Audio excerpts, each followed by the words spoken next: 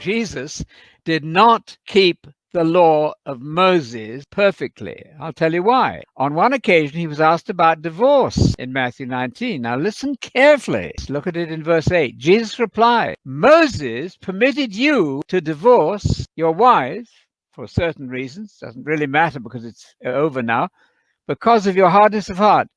But it was not so from the beginning. Now, I'm telling you, please note this is a contradiction of Moses. I, Jesus, am telling you that whoever divorces his wife except for sexual immorality commits adultery. That is not, I repeat, not keeping the law of Moses. It's contradicting it. That's very plain.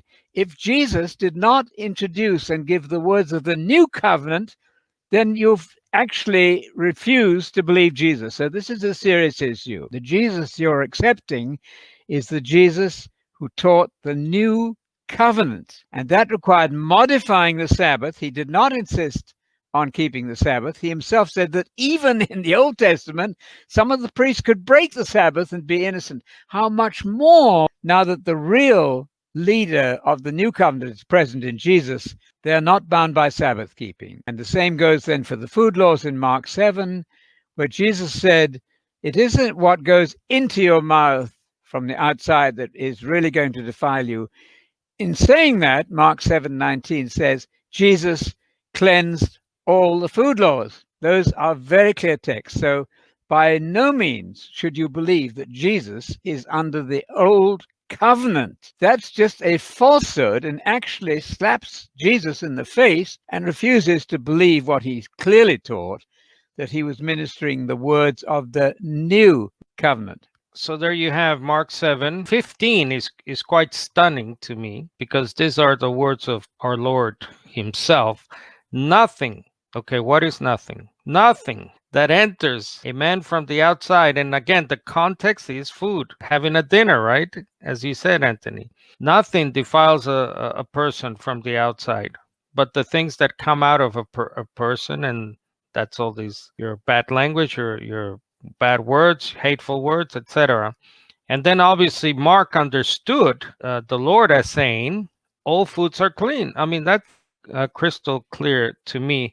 And also, Anthony, if I may add, in John 5, which is one of my favorite ones to do with whether or not Jesus kept the law of Moses. By the way, the implications of that are disturbing. Then that means Jesus was not greater than Moses. Exactly. I mean, it's just common sense.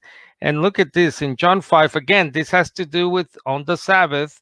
Jesus is, guess what? Breaking the Sabbath. That's what John says. Look at verse 18. Because of this, the Jews tried all the harder to kill him. Not only was he breaking the Sabbath, that's John, but he was even calling God his own Father, making himself on equal authority with God. Now, why did John say making himself equal with God? Because God does not keep Sabbaths. Look at verse 17. To this very day, it's the Sabbath day, right? To this very day, my Father is working. And what is Jesus doing? I hear a lot, Anthony, that, well, no, Jesus is talking about the human traditions and the traditions of the Pharisees. That's what he's breaking. No. Look at verse 17. To this very day, what day is it? The Sabbath day. Mm-hmm. God the Father is working.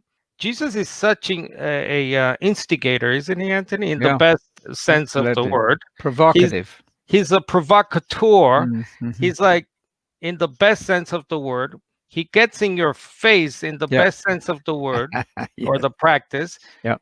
It's like he constantly ratchets it up. Mm-hmm. I mean, he says you alluded to Matthew 12, his apostles are out in the field gathering food and they're breaking the Sabbath. Absolutely. Jesus doesn't say, oh, no, they're not breaking the Sabbath. Jesus doesn't argue the fact that they are breaking the Sabbath.